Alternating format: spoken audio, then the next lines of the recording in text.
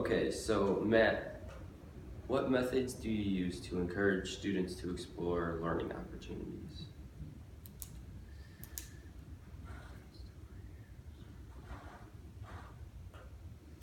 Well, obviously you have to start with, you have to build some motivation. So you got to identify, what it is that's going to make them want to learn. You have to find how a certain kid learns and kind of encourage them to pursue that form of motivation.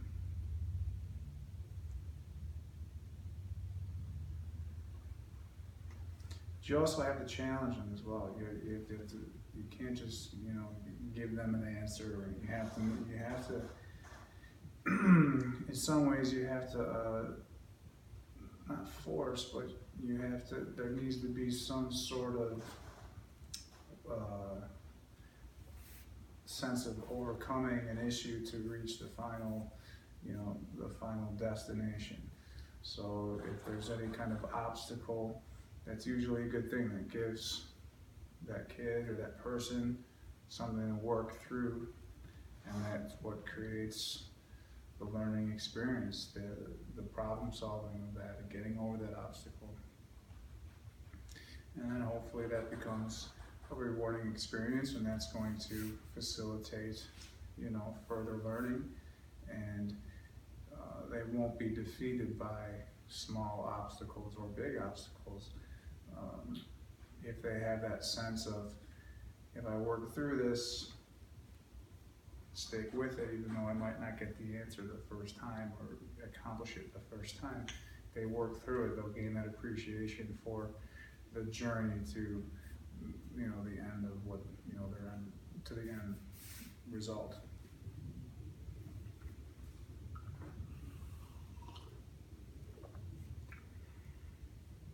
So, how do you motivate the students to persevere with challenging assignments and tasks? Being positive, trying to also be not being, I don't want to put myself in a position of authority or some sort of, level of, I'm above you at all. Try to make myself be accessible and feel like, and have that, let there be, create a mutual feeling of existence. We're both the same. Usually I'm older than any student I'm with, so naturally you're going to have some more experiences to draw from that, you might have some more, I might have a little more wisdom to impart, but generally I want to be on the same level. I want to be seen as equal, not as, someone in a position of authority. I'm not an authoritarian. So, positive reinforcement, being, having students be comfortable with me and be able to relate to me. I guess that's the word I'm looking for, being relatable.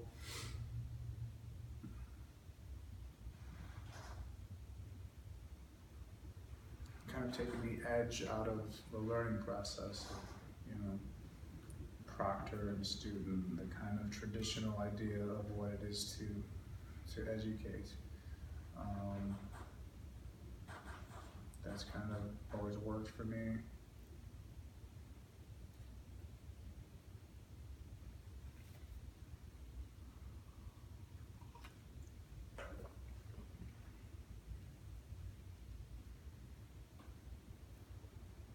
How do you teach and encourage socially acceptable behavior from your students?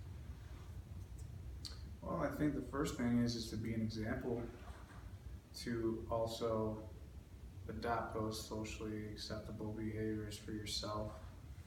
Because if you don't, that automatically assumes that it's do as I say, not as I do, which, as a not very. I don't think that's conducive for anyone to learn from. So I think it's important to kind of walk your walk or back your talk up with actions that would support those.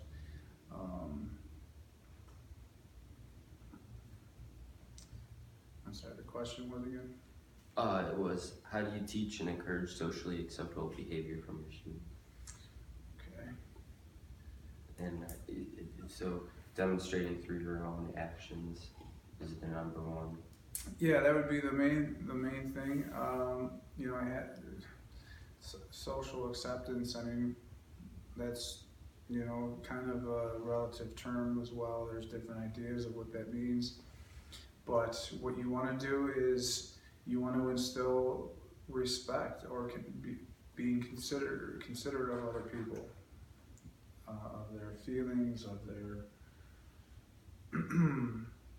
being considerate of their goals, encouraging other people to achieve what they want to achieve. Again, it comes down to being a positive influence in somebody's life. If people want to be around you and they listen to you as a result, your ability to educate them will be a lot, you'll have more success, I believe, if people want to be around you. I don't necessarily think it's all about just the knowledge and credentialism, a PhD or a master's. I know that's not the traditional way of thinking either. I know that, if someone has a PhD, it automatically qualifies them as an expert, and for the most part that's true. But that doesn't mean people who are not PhDs don't have anything to offer people. So again, the idea, that credentialism idea of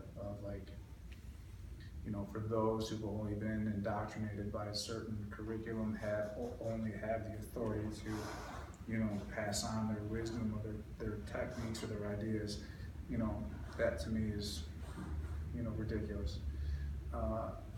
So again, coming down to just being a positive influence, and if you can plant the seeds and have a positive foundation with a human being, I think anything's possible for anything.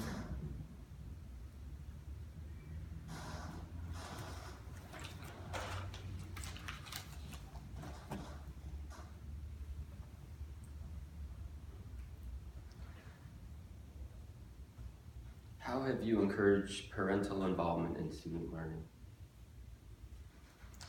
Well, I can't say that I have had too much interaction with parents other than one situation, and I would say that these parents were quite involved. So I mean, how do I encourage it? I encourage it by seeing how important that it is. So getting back to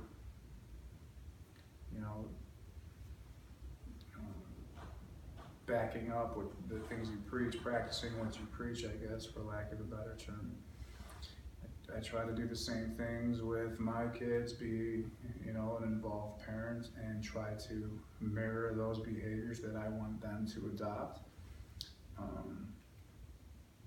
But I think in my experience, I haven't met any parent that hasn't been really involved and really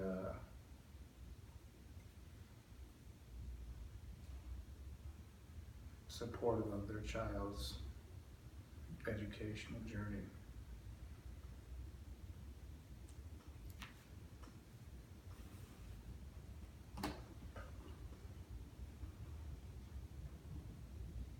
How would you ensure that each individual child receives the maximum support he or she needs? Well, that's difficult to do, depending on how, it all depends on the setting, of course. I mean, obviously, with one-on-one, which I do on a weekly basis have the opportunity to sit down with a student, and you have to give them your undivided attention. You have to, again, be positive, present in my case, a fun situation where they're wanting to be a part of that. And it usually goes well. There's usually full participation, there's usually good effort, there's usually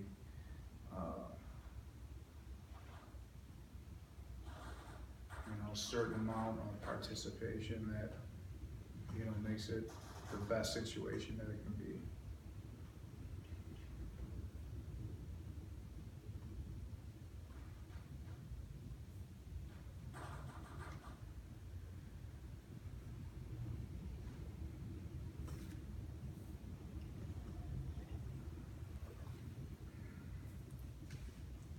Should students with disability participate in the regular education programs if possible?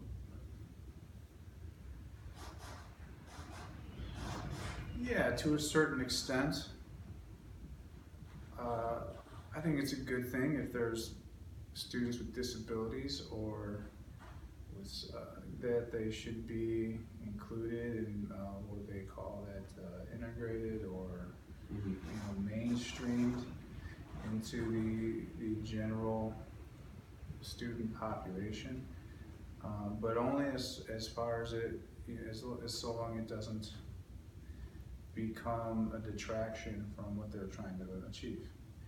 And if that situation again is something that is positive for them, and there isn't if there is no negative things happening within that situation, I think it's there for a certain amount of time. It's important for kids to be involved in the same things other kids are involved in.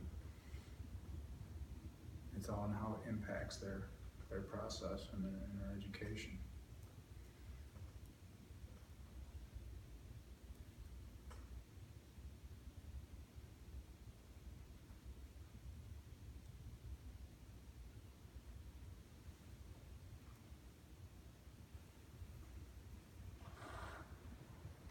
How do you set your teaching goals for special education?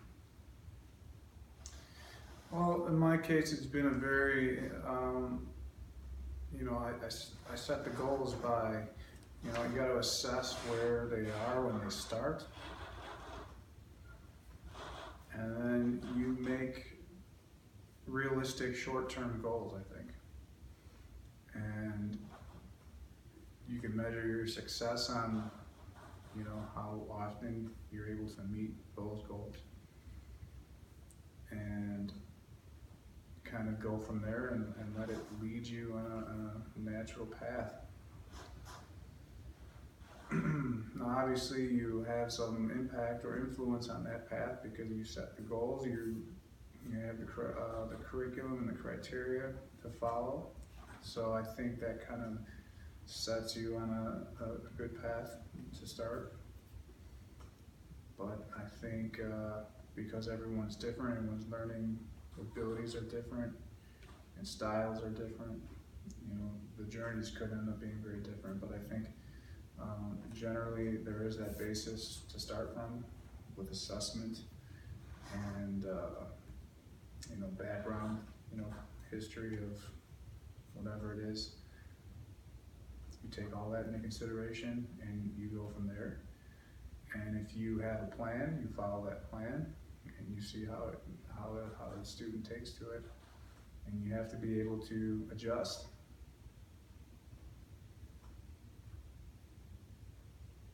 And there's a learning process for the people in the educators as well. I don't think that any